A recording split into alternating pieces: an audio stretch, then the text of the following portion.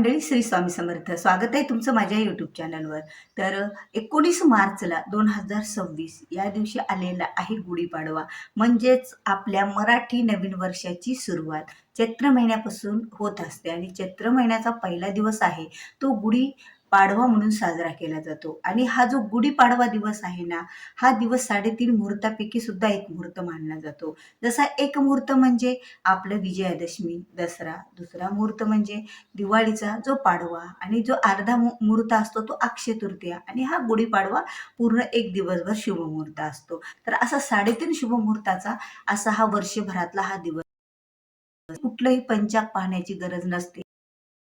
कोणती गोष्ट करावी का किंवा नाही करावी असं आपल्याला काही सांगण्याची गरज नसते. म्हणून तर या दिवसाला अतिशय असं महत्त्व आहे. या दिवसाची सुरुवात, या नवीन वर्षाची सुरुवात दारासमोर गुढी उभारून केली जाते. गुढी उभारून म्हणजे विजयाचं प्रतीक म्हणून केली जाते. बघा, विजयाचं प्रतीक हे दारासमोर लावून, आपल्या दरवाजाच्या समोर लावून आपल्या घरामध्ये वर्षभर यश प्राप्ती आणि विजय प्राप्ती व्हावी म्हणून हा सण साजरा केला जातो. हा सण काही वस्तू खरेदी करण्यासाठी सुद्धा शुभ मानला जातो.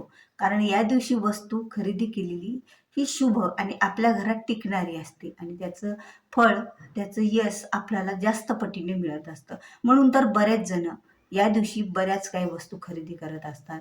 जसं नवीन दुकानाची सुरुवात सुद्धा केली जाते, नवीन कार्याची सुद्धा सुरुवात केली जाते आणि त्याचप्रमाणे या दिवशी आपल्या घरामध्ये जर काही वस्तू आपण खरेदी केल्या तर त्या वस्तूचं सुद्धा फळ मिळत असतं. कारण हा दिवस घरामध्ये वस्तू आणण्यासाठी शुभ मानला जातो आणि त्या वस्तू आपण घरामध्ये 5 वस्तू गुढीपाडव्याच्या अगोदर किंवा नाही जमल्या तर त्या दिवशी तरी आपण घेऊन याव्यात. तर त्या गुढीपाडव्याच्या दिवशी आपल्याला कोणत्या 5 वस्तू घेऊन यायच्या आहेत. तर बघा, गुढीपाडव्याच्या दिवशी म्हणजे दिवसापर्यंत जरी आणल्यात तरीही चालतील.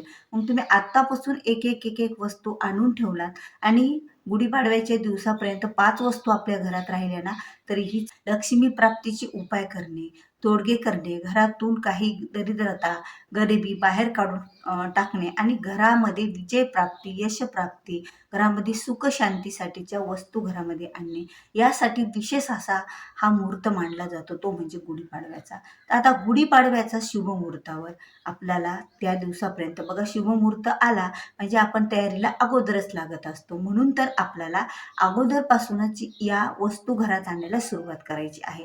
म्हणजे नेमकं आपल्याला त्या दिवशी ह्या 5ही वस्तू आपल्या घरामध्ये असत्याल तर लक्ष्मी मातेला अतिशय प्रसन्न करणाऱ्या ह्या वस्तू आहेत आणि यामुळे लक्ष्मी माता ह्या घरात चिरकाल टिकतील, म्हणजे वर्षभर टिकतील. कारण हा जो दिवस असते या दिवशी केलेल्या पूजा, सेवा, उपाय, तोडगे हे वर्षभरासाठीच असतात.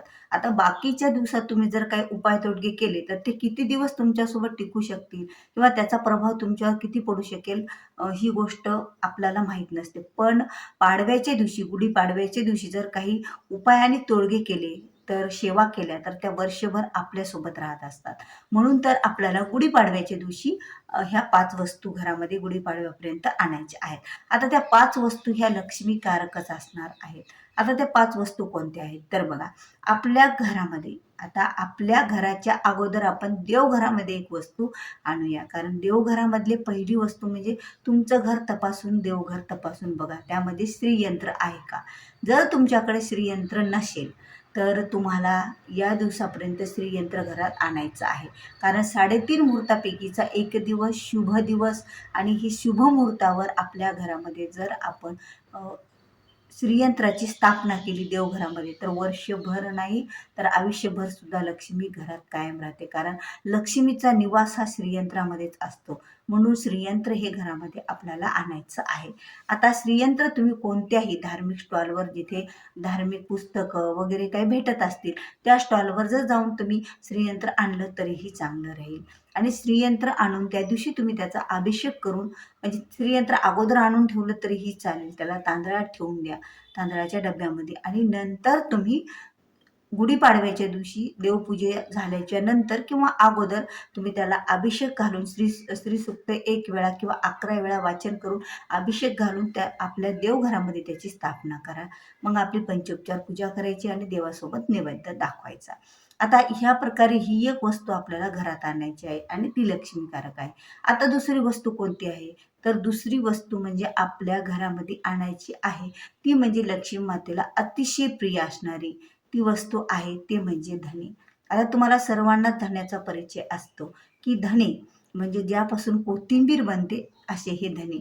हे धणे आपल्याकडे भरपूर आहेत, घरामध्ये डब्बा भरून आहे, मसाल्यात आहेत. तरीही गुढीपाडव्याच्या मुहूर्तावर त्या सणासाठी नवीन धणे आपल्या घरामध्ये आणावे. आता नवीन घरामध्ये धणे आणल्याच्या नंतर ते धणे आपल्या डब्यात ठेवावे आणि त्यामध्ये ₹1 नाणं आपल्याला टाकून ठेवायचं असतं. कारण ते शुभ मानलं जातं. ती धनकारक असा हा उपाय आहे. आता आता ह्या 2 वस्तू झाल्या, ज्या म्हणजे गुढीपाडव्याच्या दिवशी आपल्या घरामध्ये आणायच्या. आता तिसरी वस्तू कोणती आहे? तर बघा, आपल्या घरामध्ये तिसरी वस्तू, तर आपल्या घरामध्ये अशी एखादी वस्तू आणा. आता तुमच्याकडे एखादी कुठलीतरी मशीन आणायची, तुम्हाला खरेदी करायची आहे घरातल्या कामकाजासाठी. मग तुम्ही किचनमधली सुद्धा जरी मशीन असेल कोणत्या वस्तूची, काही बी, आता तुम्हाला जर म्हटलं तर मिक्सर वगैरे अशा काही ज्या गोष्टी असतात, त्यासुद्धा तुम्ही आणू शकता या दिवशी.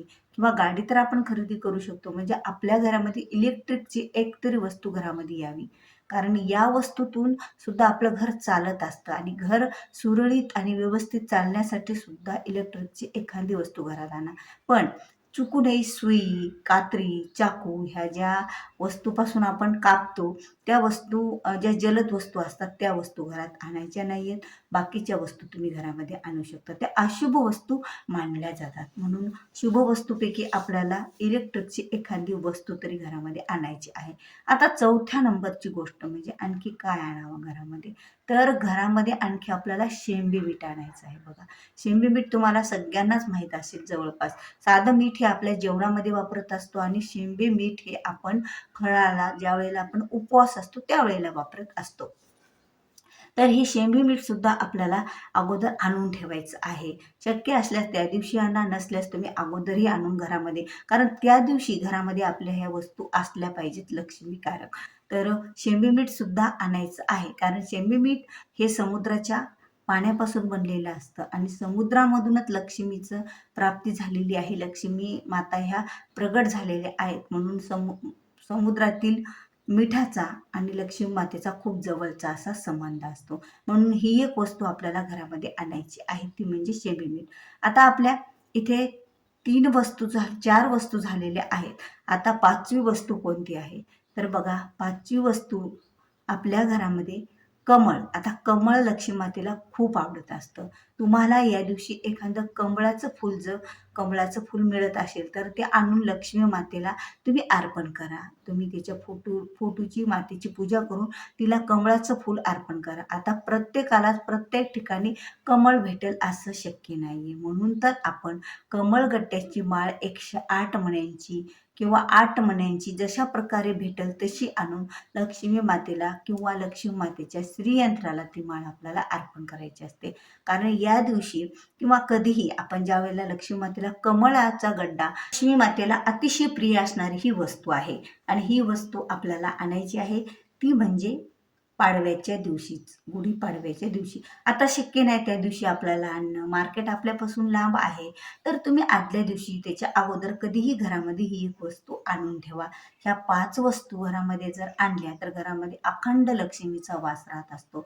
कारण बऱ्याच अशा वस्तू आहेत की त्या वस्तूमध्ये लक्ष्मी माता साक्षात वास करत असतात आणि त्या वस्तू जर घरात असतात तर घरात सुद्धा गोकुळ बनत असतं, नंदनवन बनत असतं. नंदनवन केव्हा बनतं, गोकुळ केव्हा बनतं? जिथे श्रीकृष्ण परमात्मा म्हणजे श्री विष्णूंचा अवतार राहतो. जिथे माता लक्ष्मी असतात ना, तिथे श्री विष्णू हे निश्चितच येत असतात. कारण त्या दोघांची जोडी सोबतच राहते, माता लक्ष्मी आणि श्री विष्णू. म्हणून तर कधीही माता लक्ष्मी एकटीची पूजा करायची नसती, तर समवेत त्यांच्यासोबत श्री विष्णूंची किंवा श्रीकृष्णांची सुद्धा पूजा करावी. जसं विठ्ठल आणि रुक्मिणी दोघांची पूजा करावी, त्याचप्रमाणे श्री विष्णू आणि लक्ष्मी ह्या दोघांची सुद्धा पूजा जर घरात केली तर यामुळे जिथे श्री विष्णू आहेत तिथे माता लक्ष्मी असतात, जिथे माता लक्ष्मी आहे तिथे श्री विष्णू येत असतात. म्हणून तर आपल्या घराचं गोकुळ आणि नंदनवन व्हायला वेळ लागणार नाही. आपल्या घरात सुख, शांती, समृद्धी, कारण हा समृद्धीकारकच उपाय आहे. त्यामुळे आपल्या घरामध्ये समृद्धी सुद्धा येणाऱ्या 5 वस्तूमुळे आणि घरामध्ये वैभव आणि घरामधील जी संपत्ती आहे ती वाढतच राहत असते या अशा काही वस्तूमुळे. कुठेही घरामध्ये कधी पैशाची चणचण भासत नाही किंवा आपला पैसा हा विनाकारण खर्च होत नसतो. नाहीतर घरात भरपूर पैसा येतो पण तो पैसा टिकतच नाही. येतो तेवढाच पण त्याच्यापेक्षा जास्त दुपटीनं जातो. काहीतरी कर्जबाजारी करून जात असतो. म्हणून तर कर्जबाजारी कमी होण्यासाठी घरामध्ये श्रीयंत्र असणं अतिशय गरजेचं आहे. आणि श्रीयंत्रावर एक कमळगट्ट्याची माळ जर आपण ठेवली तर यामुळे आपल्याला दररोज कमळ मिळणं शक्य नसतं. तर कमळगट्ट्याची माळ ठेवली तर 108 दररोज कमळ अर्पण करण्याचं पुण्य आपल्या पदरात पडत असतं आणि ते भरपूर असं पुण्य आहे. असे हे लक्ष्मी प्राप्तिकारक आणि समृद्धिकारक उपाय तोडगे आपल्याला घरामध्ये करायचे आहेत. या लक्ष्मीकारक वस्तू घरामध्ये 5 वस्तू आणायच्या आहेत गुढीपाडव्याच्या अगोदर आपल्या घरामध्ये. यामुळे होईल आपल्या खरंच घराची भरभराट आणि घरामध्ये सुख संपत्ती नांदेल. तर व्हिडिओ आवडला असेल तर व्हिडिओला लाईक करा, शेअर करा. तुम्ही माझ्या चॅनलवर नवीन आहात, अद्याप चॅनलला सबस्क्राईब केलेलं नसेल तर चॅनलला सबस्क्राईब करा. आणि तुम्ही हा व्हिडिओ जास्तीत जास्त तुमच्या जवळच्या मित्रपरिवारापर्यंत पाठवा. त्यांना सुद्धा या गोष्टीची माहिती मिळेल आणि ते सुद्धा उपाय करतील आणि त्यांचं जीवन सुद्धा सुखी आणि समृद्धीकारक बनेल. तर भेटूया पुन्हा अशाच एका नवीन माहितीपूर्ण व्हिडिओसोबत. तोपर्यंत श्री स्वामी समर्थ. जय जय स्वामी.